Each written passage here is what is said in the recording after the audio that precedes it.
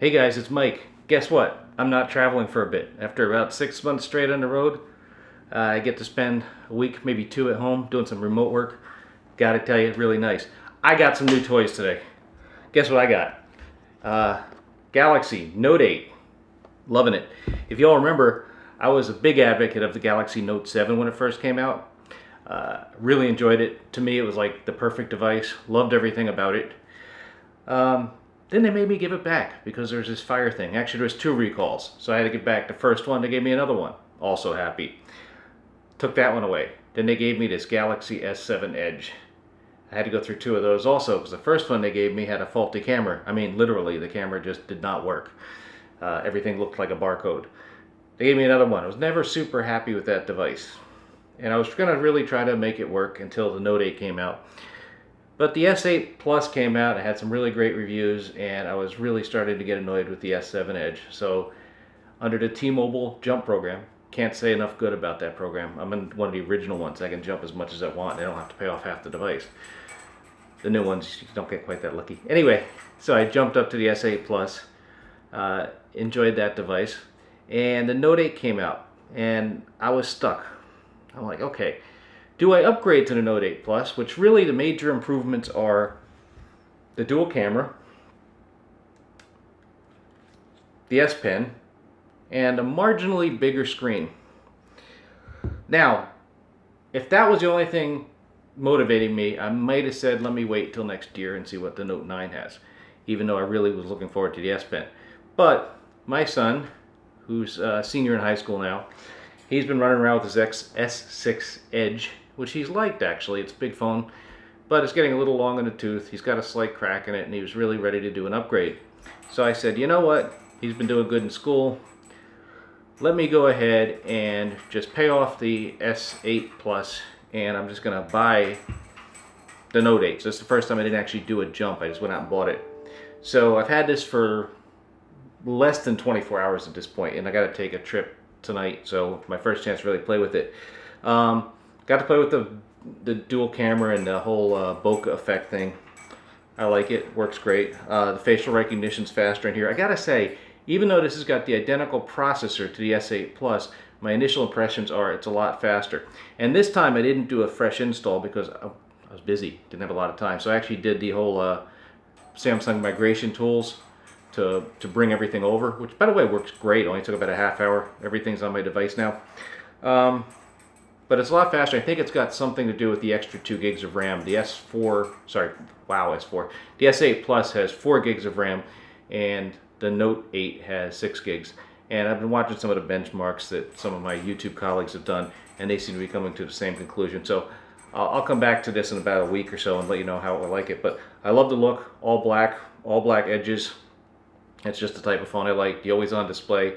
It's really everything the Note 7 was with a better camera and a slightly bigger screen than the Note 7 had. So I think I'm going to really enjoy this device. And you already know my opinion on what Apple did with the iPhone 10 and the iPhone 8. Now, my work device right now is this iPhone 7 Plus, which I've liked the dual camera. I'm going to take the case off it. As you can see, this is all black also. Now, the iPhone 8 that just came out, they got rid of the aluminum back. They put a glass back. No longer all black. You can't get this color anymore, so that's kind of a shame.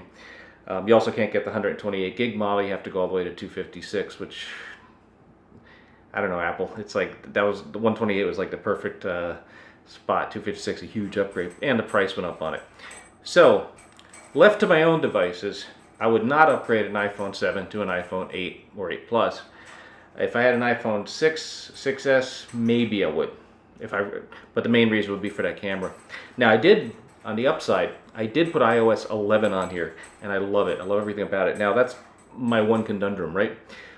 iPhones, love the operating system, apps run fast, and you're probably never going to get a device to run as fast as an iPhone. Again, I could go into the engineering reasons why, but that's the way it is.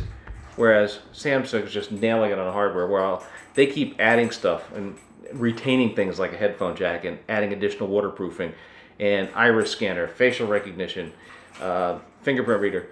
Apple seems to be taking that stuff away. Now, granted, Apple's got a much more advanced facial recognition feature on the iPhone 10, but they took away the fingerprint reader. In addition, you know, you could say they're both $1,000 phones, but in the box, this thing comes with a fast charger. There's just the S Pen, all that, and with the iPhone 10, if you want that, you got to pay extra for it. You still got to pay extra for a wireless charging pad on both of them. So anyway, I think Apple's going to sell a lot of iPhone 8s and 8 Pluses, both to some people doing an upgrade from iPhone 7, and upgrade from iPhone 7, and some people doing the upgrades from the 6 and 6S. I'm waiting to see what happens with the 10. I'm really hoping that the 10 becomes, since it does have the Edition name on it, I'm hoping it's sort of a test platform for Apple to try to figure out what they can get away with. Okay, how far can they push that price limit?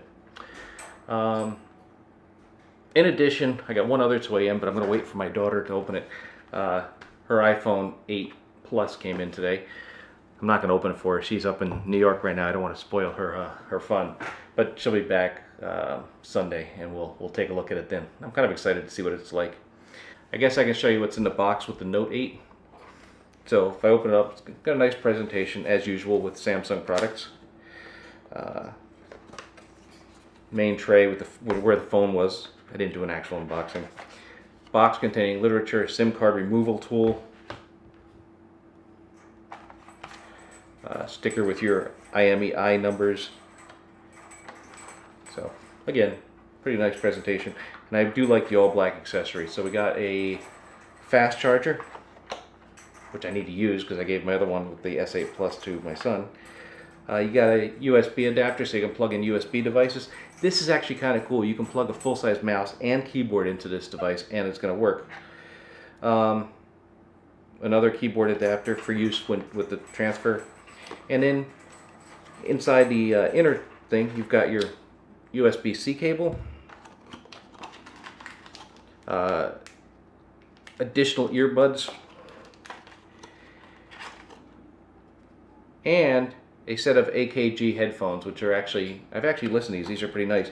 Wired headphones, mind you.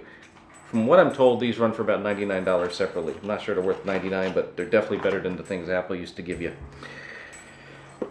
So that's where we're at right now. And after being an Apple advocate for many, many years, I've had every iPhone since the first one. I think I skipped the iPhone 3G, I think, and I went straight to the one that came after that. But I had the original 2G iPhone. And I apologize, my bird decides to stick his head into a bell and he's making all sorts of noise. My bird's name's Iban. That's it's Tagalog for bird, so his name's actually Bird.